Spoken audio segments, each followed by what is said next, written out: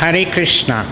My name is Ananta Prabhu Das, disciple of His Holiness Bhakti Swarup Damodar Swami Sripad Maharaja, and presently serving at the Bhaktivedanta Library, ISKCON Juhu.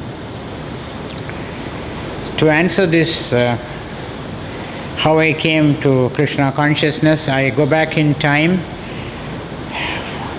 45 years. I was aged 26 and was increasingly frustrated with things at various levels in my life, at the working place, in the office and factory of an Indo-German company, and on the family side with the siblings growing up and being independent in their own way, and my friends letting me down in some way. And at a personal level, there were many things which frustrated, and I was confused. To find answers, I started attending many lectures by speakers of the Mayavada schools. I was attending Swami Chinmayananda and the Ramakrishna Mission, lectures by Vivekananda. I used to read and attend lectures at the Theosophical Society of India, and books by J. Krishnamurti and Meher Baba and others, Swami Shivananda. But after spending 8 to 9 years studying these and even helping with the activities of these institutions, I found many unanswered questions which still therefore confused me, and I wasn't getting to terms with my lust, greed and anger. So it was on a very fateful day in winter 1983 that I was at the Juhu beach where I frequent, and was contemplating suicide. When somehow I walked down to this temple front and found myself at the Bhaktivedanta Institute book table where Rajahamsa Prabhu and Srivachacharya Das were selling BI books, including Bhakti Swarup Maharaja's Scientific Basis of Krishna Consciousness. I bought that series of 4 books, On the Way to Krishna, Naturalist Gifts, Easy Journey to Other Planets. It was called the Sandesh series. For only 2 rupees each, these 4 books were packed together. I read them again and again over the next month, cover to cover, every comma and letter of those books, and was deeply satisfied. There were answers for most of my unanswered questions. And I also started this habit of coming to the temple for prasadam, attending weekend Mangalarati, and listening to many Bhagavatam classes. My residence was walking distance from this place, so I attended Bhagavatam classes in the mornings and came for typing and other sevas at the Bhaktivedanta Institute in the evenings. This went on for about 13 years. There were many stalwart Prabhupada disciples whose Bhagavatam lectures I was happy to hear.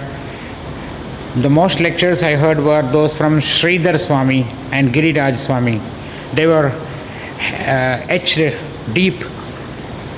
The words changed my life. I was basically a doubting Thomas and used to query many of these points presented at the classes also.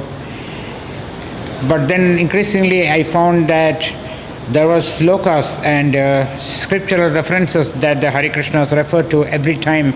In fact, Sridhar Swami mentioned in a particular class that when a Hare Krishna opens his mouth, you better listen nice, because they are very authentic.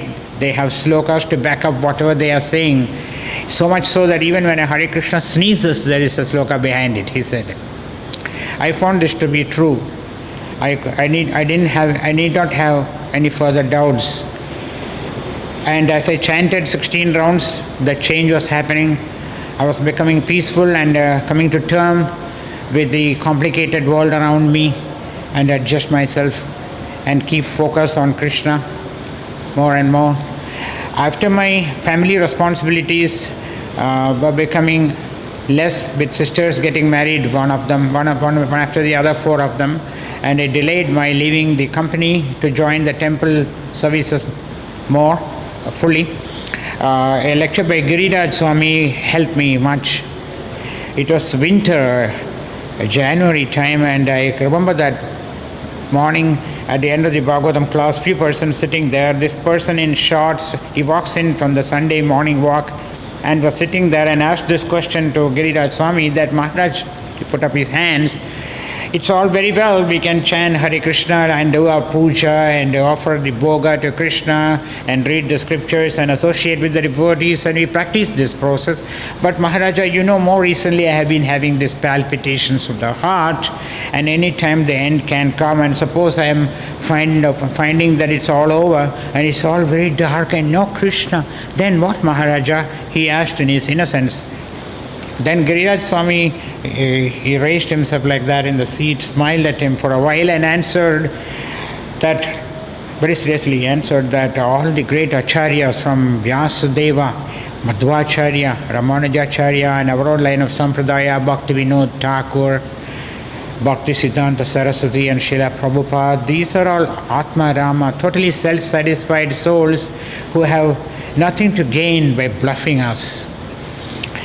Then for good measure, Maharaj added, giving a concession to this person, that even so, for argument's sake, we grant that, like you said, you may have this palpitation and difficulty of the heart, and it may be a sudden end, and who knows what. Even in that eventuality, and then Maharaj looked around at the august devotees sitting around and said, I am satisfied, I'm speaking for the rest of us, that we wouldn't trade this occupation for any other on the planet. So I gave much thought to this line and found this occupation of the Hare Krishnas of festivals, singing and dancing and book distribution and traveling and preaching. Yes, it is a happy, wonderful way to make a living, and I shouldn't harbor any further doubts. And so promptly I took voluntary retirement at the age of 46, like that. And every year has been better than the previous year. I hope to see you all at the Bhaktivedanta library soon. Hare Krishna.